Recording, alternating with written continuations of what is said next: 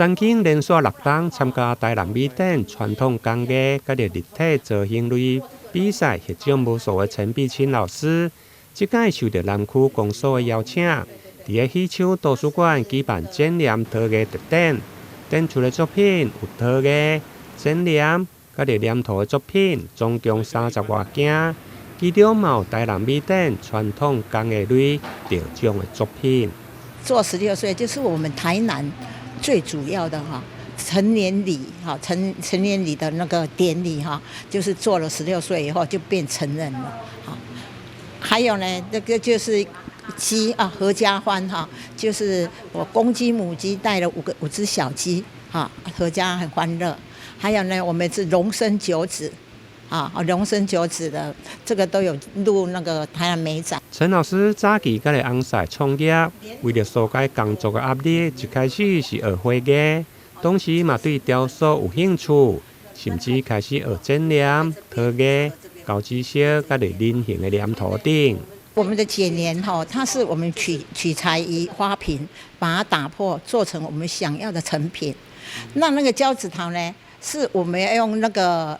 像那個陶土膠紙陶的專用陶土先做完作品，低溫燒，第一次燒完，我們在第2次的時候加上它的釉，在第2次燒，這樣子。它的區別是就是在這一邊，剪黏都不用再燒，我們就是花瓶好已經成品了，我們把它打破，就把它粘上去我們要做的作品裡面，所以它剪黏是不用再去燒，就我們把它貼上去就好就成品了那個膠紙陶是我們一定要用膠紙陶專用的黏土他們的陶土去把它做好，再去第1次燒完，燒出來的時候就白白的白白的後我們是再跟釉，那個釉的話各家都有他自己的秘方顏色也會不一樣日本的人形黏土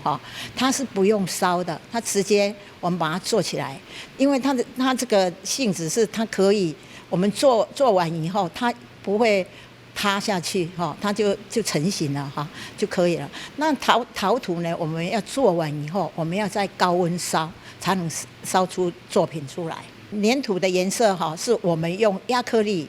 有時候用那個油彩去把它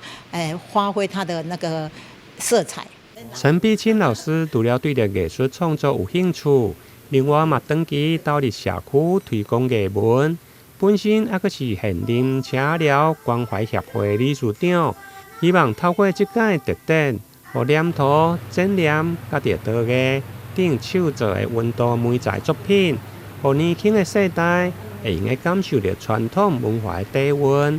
這屆展覽從今日起到9月13，歡迎喜愛藝術的民眾會用來踴躍前往參觀。台南新聞林榮根採訪報道。